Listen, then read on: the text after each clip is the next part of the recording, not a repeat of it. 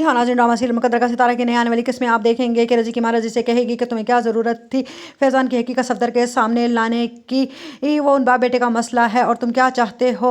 जिस पर रज़ी कहेगा कि आप क्या चाहती हैं कि वो मामू जान को नुकसान पे नुकसान पहुंचाता रहे और मैं बिल्कुल ही खामोश रहूं। जिस पर रज़ी की माँ कहेगी कि तुम्हें क्या मसला है, वो उन दोनों बाप बेटे का मसला है और सब कुछ फैज़ान का है तो ही है, वो जिस तरह से चाहे मर्जी लुटा दे। अब तुम्हें इस मामले से दूर रहना होगा, तुम जानते नहीं हो शीना को वो अब क्या करेगी हमारे साथ। जिस पर रज़ी कहेगा वो कुछ नहीं कर सकती। जिस पर वो कहेगी तुम तो ऑफिस चले जाते हो, अब हमें माँ बेटियों को ही इस घर में रहकर उसकी बातें सुनना पड़ेंगी। दूसरी तरफ शीना सफदर से कहेगी कि आपको रज़ी की बातों पर यकीन है और अपने बेटे की बातों पर यकीन नहीं।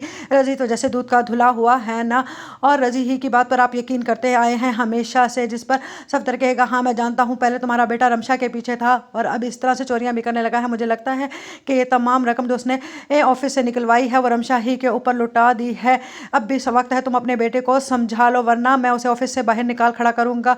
उधर शीना बेगम फैजान से कहेंगी कि तुम क्या कर रहे हो, इस तरह से मत करो वरना तुम्हारा बाप तुम्हें बिल्कुल ही बेदखल कर देगा अपने कारोबार से। वो कहेगा कि ऐसा कुछ नहीं होगा। जिस पर शीना कहेगी रज़ी को तो मैं अब देख लूंगी, उसने तुम्हारा नाम बदनाम कर दिया है। जिस पर नताशा कहेगी कि हाँ आप रज़ी को ही कहिएगा, अपने बेटे को ना समझाइएगा जो चोरियां करता फिर रहा है।